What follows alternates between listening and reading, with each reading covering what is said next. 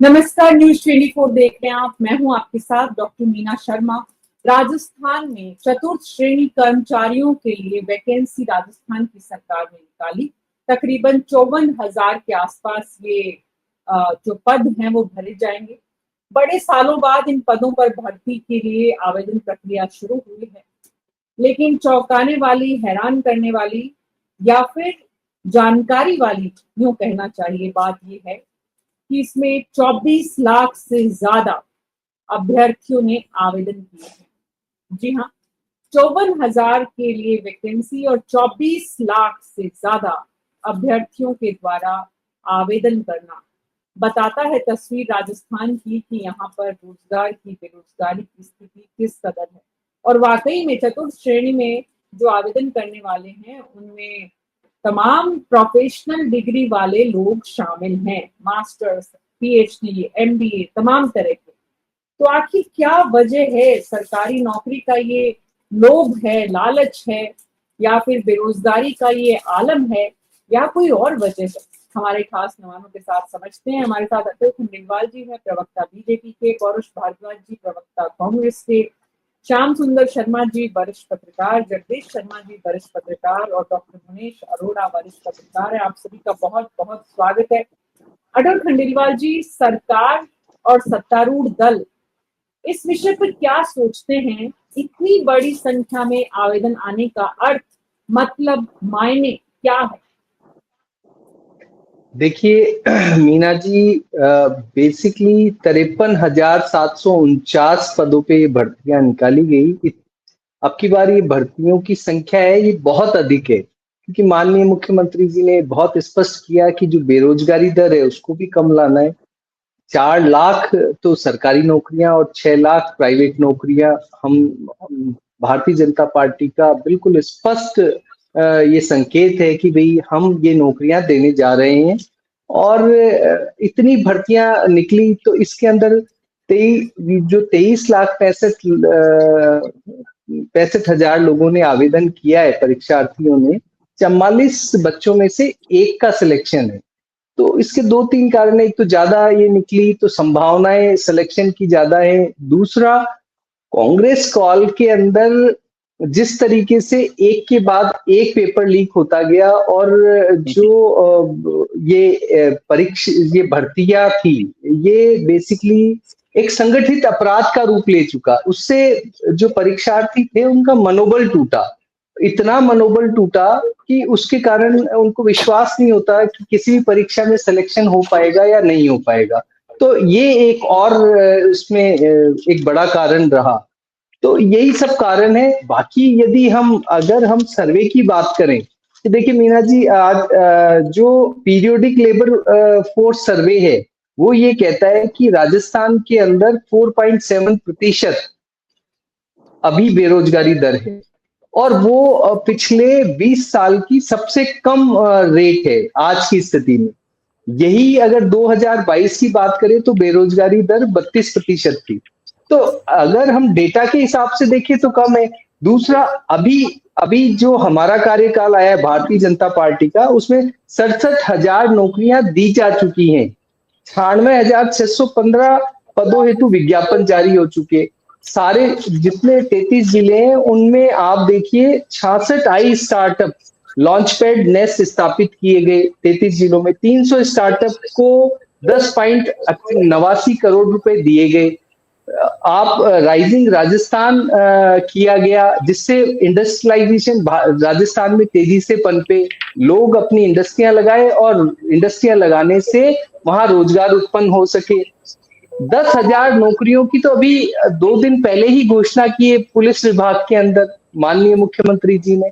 तो सारा आप अगर देखेंगे तो ये स्पष्ट है कि कुछ तो सरकारी नौकरियों का एक सिक्योरिटी की तरह लेते हैं यहाँ के लोग। कुछ विश्वास डगमगाया हुआ है, और कुछ ये मान लीजिए कि आप ये देख लीजिए कि वो अत्यधिक संख्या में ये नौकरियां निकली है, तो उसमें सिलेक्शन की प्रतिशत बढ़ जाना, ये भी एक कारण है। बाकी जो आप ये इंडिकेटर नहीं है कि पीएचडी या एमएससी या बीएड इन लोगों ने अप्लाई किया है, इसलिए बेरोजगारी बहुत है, इस कारण से ऐसा है। ये उनका विश्वास कम होने का एक पैमाना है। और दूसरा एक जो है वो है कि कैसे भी एक बार हम एक सिक्योरिटी वाली सर्विस प्राप्त कर लें। हर्ष भारद्वाज जी, सुरक्षित नौकरी की तलाश में 24 लाख प्रदेश के नौजवान जो हैं वो निकल गए हैं इसमें पूरी तरह से, जो जिसको कहना चाहिए कि सरकारी चतुर्थ श्रेणी कर्मचारियों की भर्ती के लिए। मीना जी देखिए, मैं सबसे पहले तो कहना चाहूंगा कि भाई अटल जी ने कहा कि भाई पिछली सरकार में ऐसा हुआ वैसा हुआ, इसलिए युवाओं का मनोबल टूट गया, और मनोबल टूट गया इसलिए वो और नौकरियों को छोड़ करके फोर्थ क्लास की वैकेंसी के लिए जो है अप्लाई करने के लिए आ गए। अपने आप में बड़ा ही हास्यास्पद है, जैसे भारतीय जनता पार्टी के अनेक नेताओं के बयान हास्यास्पद होते हैं, उनकी क्रियाकलाप हास्यास्पद होते हैं, इसी प्रकार भारतीय जनता पार्टी के प्रवक्ता का भी बयान हास्यास्पद रहा। दूसरी बात, मैं आपका ध्यान दिलाना चाहूंगा कि जब यूपीए 1 और यूपीए 2 का हमारा कार्यकाल था, उस समय आप तो वरिष्ठ पत्रकार है, और मुझे लगता है कि श्याम सुंदर जी भाई साहब और आप लोग जो है हम लोगों से बहुत सीनियर हैं। आपको वो दौर भी आप लोगों ने देखा है कि जब है ना ऐसी खबरें समाचार पत्रों की सुर्खियां हुआ करती थी कि साहब फलाने जो भारतीय प्रशासन, फलाने स्टेट के अंदर फलाने अमुक व्यक्ति जो भारतीय प्रशासनिक सेवा के अधिकारी थे, उन्होंने जो है वो सरकारी नौकरी छोड़ी और जाकर के जो है प्राइवेट कंपनी में सीईओ का पद जो है वो अच्छे पैकेज के साथ और एक अच्छी सैलरी के साथ ज्वाइन किया।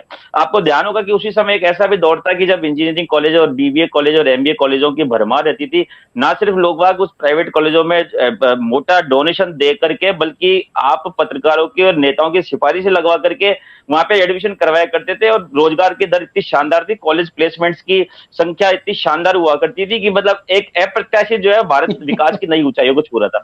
आज स्थिति हमारी अर्थव्यवस्था की हो गई कि आप किसी भी कॉलेज में चले जाइए, एक खाली आप एक मेडिकल कॉलेज को छोड़ दीजिए, बाकी आप किसी भी कॉलेज में चले जाइए, वैकेंसी जो है वो आराम से मिलती है, और आपको कॉलेज वाले कुछ फीस में एडमिशन तो मिल ही जाएगा, और आपको हो सकता है कि फीस में कुछ कंसेशन भी कर दे। आज ये स्थिति क्यों आ गई? ये स्थिति इसलिए आ गई कि केंद्र सरकार की जो मोदी सरकार है उसकी नीतियों की वजह से आज स्थिति हो गई कि राजस्थान ही नहीं बल्कि पूरे समस्त में भारतवर्ष में जो सरकारी क्षेत्र के अलावा जो निजी क्षेत्र था वो उसका पूरी तरह भट्टा बैठ गया। रोजगार के क्षेत्र जो है वो लगभग विलुप्त प्राय हो गए। मैं आपको ध्यान दिलाना चाहूंगा कि हमारी जो पिछली राजस्थान में सरकार थी, हालांकि उस समय सेंट्रल में मोदी गवर्नमेंट थी, परंतु हमारे द्वारा एक नवाचार किया गया। हमारे द्वारा ये नवाचार किया गया कि हमारे द्वारा जो हमारा खेल और युवा मंत्रालय जो है उसके अंतर्गत कौशल विकास कार्यक्रम को आयोजित किए गए, जिसके तहत आपको ध्यान होगा कि हमने एक हॉस्टल टाइप के जो निजी संस्थान है उनको हमने जो है एक अलग अलग कौशल विकास के लिए कि कहीं पे बढ़ईगिरी का, कहीं पे कंप्यूटर हार्डवेयर का, कहीं पे कंप्यूटर सॉफ्टवेयर का, जो भी रोजगार जिस भी क्षेत्र के होते हैं उन सबके प्रशिक्षण के लिए हमने कौशल विकास प्रशिक्षण केंद्र खोले, और वहां पे जो लोग पढ़ने के लिए प्रशिक्षण लेने के लिए आते थे उनको ना सिर्फ प्रशिक्षण दिया जाता था बल्कि हमारी सरकार की ओर से फ्री रहना, फ्री खाना, यहाँ तक कि टूथपेस्ट और बालों में लगाने के लिए तेल और कंघी तक हमारी सरकार के द्वारा प्रोवाइड कराई जाती थी।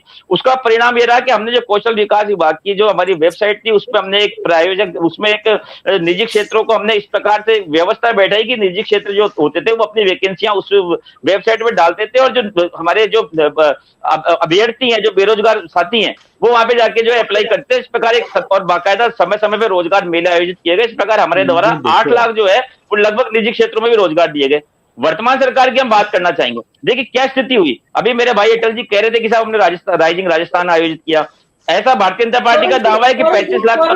पौरुष जी विषय से भटकिए मत, विषय ये है। नहीं, मैं विषय पे आ रहा हूँ मीना जी।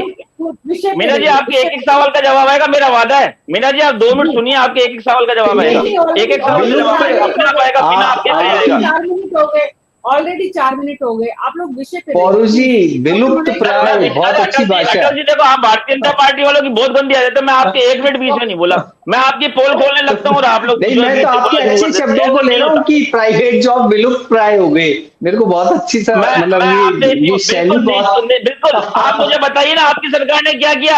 आपने एमओयू किए ना, मुख्यमंत्री जी खुद कह रहे हैं, मुख्यमंत्री जी कह रहे हैं कि 2022 का है, 2022 का। सुनिए, सुनो तो सही, 2022 में देश की भारतीय जनता पार्टी के समय में स्थिति सुनो तो सही। सुनो अटल जी, मीना जी आप इनको चुप कर दीजिए, मुझे बोलवा मेरी बात। अरे आप आपके बारे में बोलना ना भाई, अरे आप आपकी बारी में बोलना, नहीं गलत बात, मेरी बारी में नहीं, आप मेरी बारी में आप अपनी बारी में बोलना, जवाब कैसे दूंगा?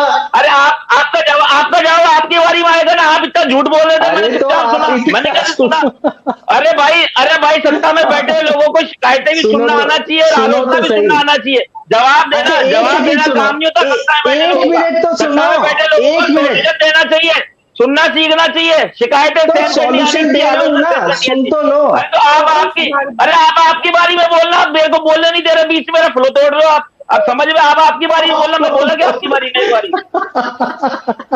मैं मैं आपसे इस बात को कह रहा हूँ, मीना जी स्थिति क्या कर दी इन्होंने, मीना जी स्थिति क्या कर दी कि राइजिंग राजस्थान आयोजित करके गौरीश जी बड़े बड़े गौरीश सपने जी दिखाए गए और मुख्यमंत्री जी आखिरी में गौरीश कह रहे हैं कि मेरे फोन इन्वेस्टमेंट करने वाले नहीं उठा रहे। राजस्थान के बेरोजगारों की स्थिति यह कर दी कि पीएचडीधारी युवाओं को 4th क्लास में ज्वाइन करने के लिए वैकेंसी के लिए अप्लाई करना पड़ रहा है, और राजस्थान के मुख्यमंत्री की आपने ये हालत कर दी कि राजस्थान के गौरीश मुख्यमंत्री जी का एक व्यापारी वर्ग जो है फोन नहीं उठा रहा। अरे शर्म की सर, बात है, शर्म आनी चाहिए आप लोगों को। पेपर लीक करोगे तो गौरीश जी अरे प्लीज, पेपर लीक पे पकड़े फ्लो लोग तो जाते हैं, अच्छा है टंकी पे चढ़े थे, गौरीश जी। उन्होंने आपके एक आईएएस का आपके मंत्री का नाम लिया था, पकड़ते तो सही, उनको अरेस्ट तो करते हैं आप लोग।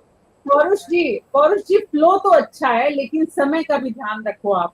और डॉक्टर मुनेश अरोड़ा, मैं आपके पास आ रही हूँ, अटल जी बाद में आऊंगी आपके पास। डॉक्टर मुनेश अरोड़ा, सवाल ये है, अच्छा लगता है जब कोई प्रवक्ता इस तरह से बात करता है और अपने फ्लो को एप्रिशिएट भी करता है, बाकी लोगों को भी करना चाहिए, और तथ्यों के साथ ज्यादा आएंगे तो और भी अच्छा है। डॉक्टर मुनेश अरोड़ा, वाकई में ये जो सत्तारूढ़ दल का कहना है कि ये सिक्योरिटी, सुरक्षित नौकरी की जो एक चाहत है और जबरदस्त जो सरकारी नौकरी के प्रति लोगों का, एक बार नौकरी मिल गई उसके बाद सप्ताह में 5 दिन काम करना, उसमें भी सरकार की इतनी छुट्टियां जाना, उसमें भी बीच में बंद करना, बहुत कुछ चलता है। तो ये सोच ही सबसे बड़ा कारण है कि इतनी बड़ी संख्या में लोग पहुंच गए हैं अभ्यर्थी चतुर्थ श्रेणी कर्मचारी बनने के लिए। मीना जी बात तो बिल्कुल सही कह रही है कि ये जो चाहत है ना सिक्योर लाइफ की, वही इम्पोर्टेंट है, जिसकी वजह से लोग पीएचडी किए हुए या फिर हायर एजुकेशन के लोग इस तरफ छोटी छोटी नौकरियों की तरफ आ रहे हैं। और फिर एक चीज और है कि मीना जी, जब एक बार प्योन लग जाता है तो उसका प्रमोशन के, क्लेरिकल में प्रमोशन होता है, फिर आगे प्रमोशन के जो 3% इनको चांस मिलता है, अगर आप सर्विस में तो 3% आप जॉब में आ सकते हैं कंपटीशन देके, तो वो रास्ते भी थोड़े से खुल जाते हैं। मगर मीना जी एक चीज मैं आपको और बता दूं कि मैंने अभी 2 दिन पहले एक इंटरव्यू किया था एसपीएससी सिंगाईयान यूनिवर्सिटी के पास में, उसके vice chancellor mister Prithvi Yadav से। तो उनसे मेरा जो टॉपिक था वो था skill development in higher education. जो भारत में इस समय जो रिक्वायरमेंट है, जो एसएमई की बात की इन्होंने, आज एसएमई की हालत बहुत खराब है मीना जी, जो रिपोर्ट आई है, अभी आप रिपोर्ट उठा के देखिए, एसएमई में बहुत बुरी तरह से पिट गया भारत के अंदर। ये एक नया कंसेप्ट था भारत के लिए एसएमई का, मगर उसको इतना सपोर्ट लेने के बाद भी एसएमई पिट चुका है पूरे देश के अंदर, क्योंकि वो जो बड़े उद्योग है उनका सामना नहीं कर पा रहा। तो जो अभी जो मेरी जो पृथ्वी यादव से बात हुई, तो उन्होंने कहा था, जो बात पे मेन फोकस किया, skill development in higher education. पहले हम स्किल डेवलपमेंट कहते थे, जैसे बीजेपी प्रवक्ता और कांग्रेस प्रवक्ता ने कहा कि बढ़ई हो गया, या सुतारी का काम हो गया, या लोहे के काम में इस तरह के कौशल विकास केंद्र खोले गए थे। मगर मीना जी बात यहाँ तक नहीं है, बात आज देश में रोजगार पैदा करने के लिए हायर एजुकेशन में स्किल डेवलपमेंट की हो रही है, चाहे आईआईटीज हो, आईआईएम्स हो, जो मेडिकल कॉलेजेस हो, या फार्मास्यूटिकल कॉलेजेस हो, या बीएड कॉलेज हो, इनमें स्किल डेवलपमेंट कैसे हो। मिस्टर पृथ्वी यादव ने सबसे बड़ा फोकस किया कि जो आपकी जो रेगुलर पढ़ाई है, जैसे बीए कोर्स हो गया, एमए कोर्स हो गया, या सिंपल बीकॉम हो गया, इस तरह की पढ़ाई से जो रोजगार है वो फिर ये चपरासियों की तरफ भी बढ़ता है। अगर आपके स्किल डेवलपमेंट होगा, आप नई नई इनोवेशन कर सकते हैं, नई नई सोच के साथ आगे आ सकते हैं, तो आपके लिए रास्ते पूरे देश में खुले हुए। क्योंकि उन्होंने कंपेयर करके बताया कि आज भारत और चाइना की इकोनॉमी एक जमाना में एक ही स्तर पर थी, मगर चाइना आज हमसे बहुत आगे निकल गया। उसका कारण है इनोवेशन। वहां पे हर छोटी छोटी चीज के लिए वो इनोवेशन हो रहा है। आप चाहे व्हीकल के क्षेत्र में चले जाए, चाहे आप इलेक्ट्रॉनिक के चले क्षेत्र में चले जाए, या गुड्स के क्षेत्र में चले जाए, किसी भी फील्ड में आप चले जाए, भारत से वहां हर चीज पे बहुत ज्यादा इनोवेशन हो रहे हैं, और उसके मॉडल्स आ रहे हैं, और वो सस्ते दर पे आ रहे हैं। तो जो इनोवेशन है, कौशल विकास है हर चीज का, वो मीरा जी इंपॉर्टेंट है। वो चीज भारत के युवाओं में गायब हो गई। मीरा जी, आपको जानकर आश्चर्य होगा, बिहार एक ऐसा राज्य है और यूपी, जहां पे जो लड़के अगर पढ़ रहे होते हैं और कह देते हैं कि मेरा बेटा आईएएस की तैयारी कर रहा है, तो उसके शादी में दहेज आ जाता है कि वो आईएएस की तैयारी कर रहा है, वो बीपीएससी की तैयारी कर रहा है, या वो इंजीनियरिंग में पढ़ रहा है, या वो मेडिकल में पढ़ रहा है। तो वहां जो रेट बढ़ते हैं, वो जो आप बात कहना चाह रही हैं, दूल्हे का rate according to education decide होता है। अगर पियोन है तो उसका भी एक रेट है वहां पे शादी के अंदर। तो ये जो हमारी मानसिकता है, वो बड़ी मानसिकता है जो युवाओं को इस तरह की नौकरियों के लिए।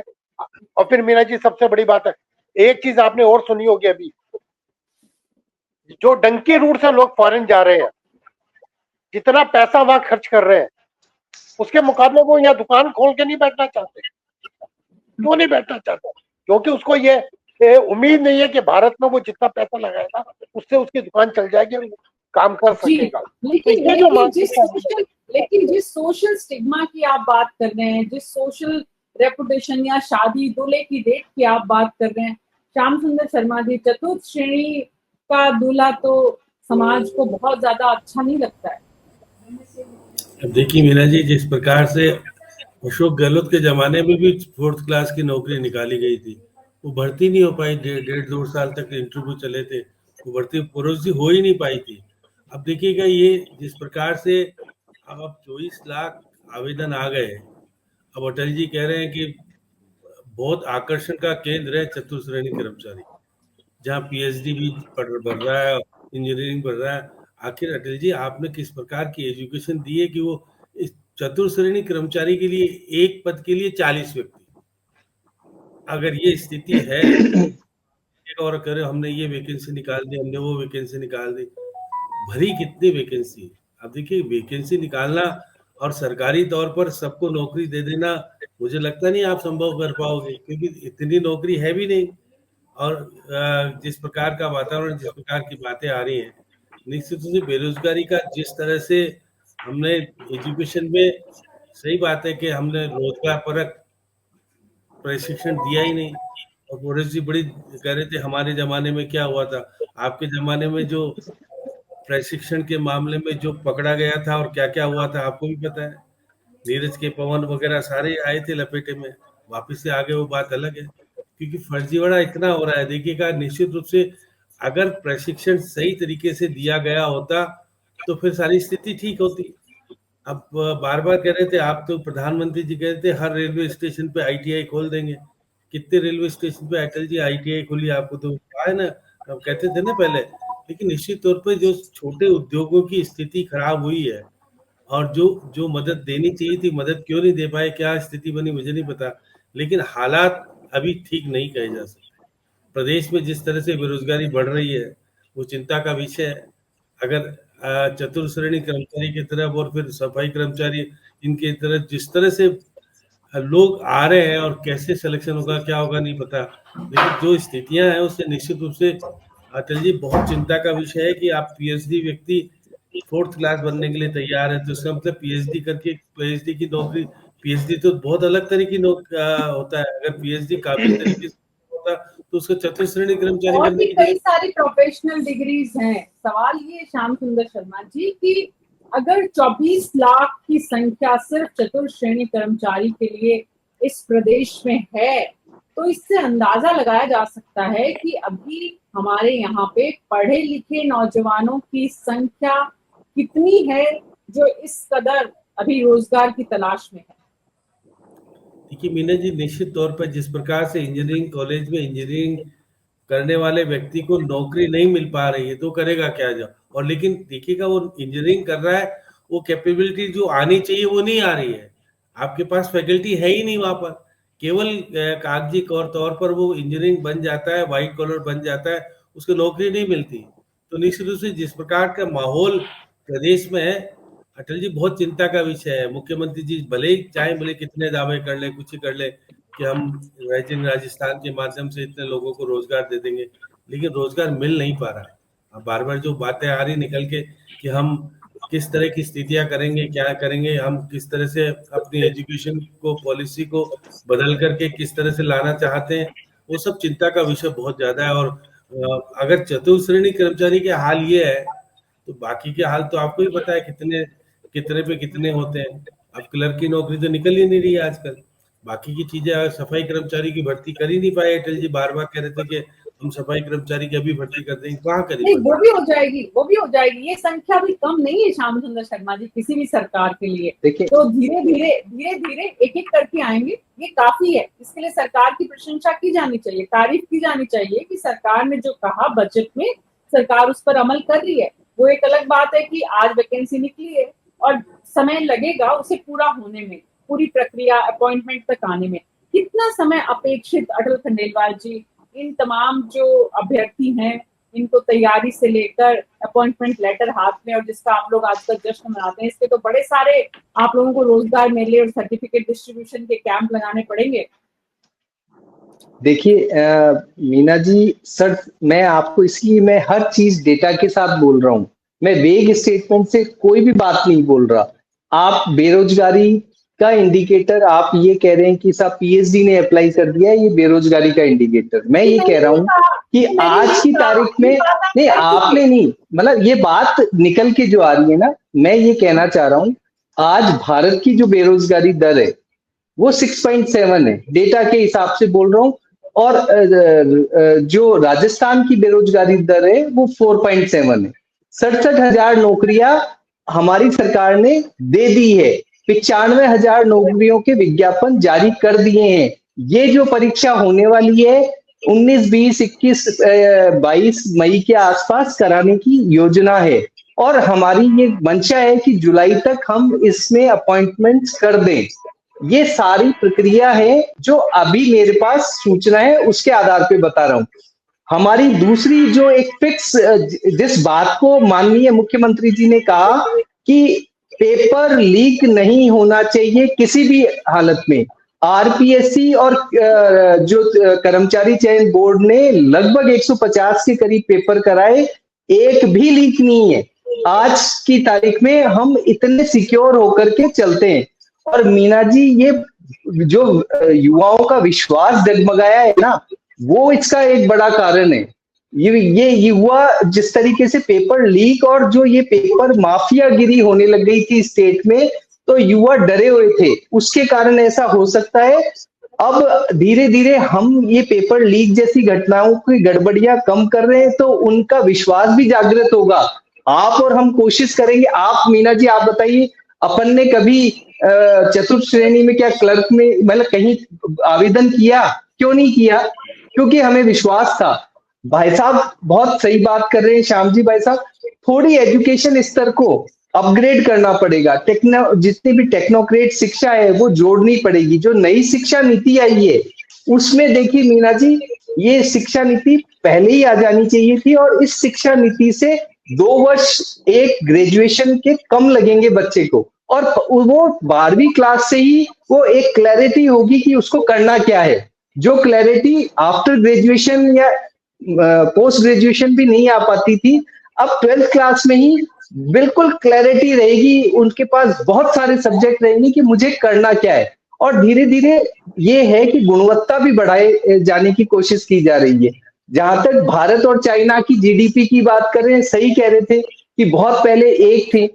अब इशू ये हुआ कि पूर्ववर्ती बहुत सारी सरकार और बहुत सारी कुछ ऐसी घटनाएं हुई कि हम नहीं कर पाए वो सब। लेकिन अभी पिछले 2014 से हम तेजी से ग्रो कर रहे हैं। सर्विस इंडस्ट्री में भारत ने चाइना का मुकाबला आराम से, बल्कि विश्व में सर्विस इंडस्ट्री में हम बहुत अच्छे हैं। मैन्युफैक्चरिंग इंडस्ट्री में हम कमतर हैं। और माननीय प्रधानमंत्री जी की जो इच्छा है और जो उनका पूरा पुरजोर प्रयास है वो कि भारत मैन्युफैक्चरिंग इंडस्ट्री में भी आगे आए। और ये टैरिफ का जो वार है, ये भी मैन्युफैक्चरिंग इंडस्ट्री का ही हमको थोड़ा बहुत डर है। हम मैन्युफैक्चरिंग इंडस्ट्री को ही स्पीड अप करना चाहते हैं, और उसके लिए जो प्रयास अलग अलग तरीके से हम अलग अलग कौशल विकास केंद्र खोल करके 3 लाख युवाओं को कौशल प्रशिक्षण देना, कॉलेज स्तर, स्कूल स्तर पे ही कोई ना कोई इस तरीके का टेक्नोलॉजिकल सब्जेक्ट नई शिक्षा नीति में पढ़ना पड़ेगा कि उन्हें बिल्कुल क्लैरिटी हो कि मैं इस टेक्निकल स्किल्स में अच्छा हूं और मैं इसको लेकर के आगे बढ़ूं। ये सारे कारण होंगे। एक बात बताइए, एक जो ये था कि वन डिस्ट्रिक्ट वन प्रोडक्ट, ये भी मैन्युफैक्चरिंग इंडस्ट्री का ही एक बहुत अच्छी कॉन्सेप्ट लगी था। अटल खंडेलवाल जी, जितनी ट्रांसपेरेंसी के साथ अपन ने नियुक्ति जो भर्ती निकाली और उसके बाद आवेदन आए, इतनी ही ट्रांसपेरेंसी से क्या हम हर महीने का रिकॉर्ड प्राइवेट और सरकारी नौकरियों का जो सरकार के द्वारा उपलब्ध कराई जा रही है उसका मेंटेन रख सकते हैं? और अपडेट सरकार कोई भी व्यक्ति लेना चाहे, क्योंकि एक सवाल बार बार उठता है जब भी आप लोग आते हैं चर्चा में, आप लोग कहते हैं हमने 70,000 दे दी, कांग्रेस वाले बोलते हैं 15,000 भी अभी तक नहीं दी है। तो बेहतर है ना पब्लिक के सामने, आम आदमी के सामने क्लियर क्रिस्टल पिक्चर हो कि हाँ भाई इतने लोगों को दे दी है, इतनी दी जानी है।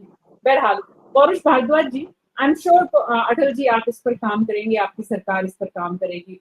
आम आदमी के लिए इससे अच्छा है, क्योंकि सवाल तो पूछे जाएंगे। आज अभी 1.5 साल हुआ है, 2 साल होगा, 3 साल होगा, सरकार से सवाल जनता पूछती है। और ये 24 लाख का संकेत सिर्फ इस बात का भी है कि आलम बेरोजगारी का जो है वो इस कदर है। हो सकता है इनमें से बहुत बड़ी संख्या में जो लोग हैं वो अभी कुछ ना कुछ काम कर रहे हो, कुछ रोजगार उनके हाथ में हो, लेकिन उसके बाद भी 24 लाख का मतलब बहुत कुछ है।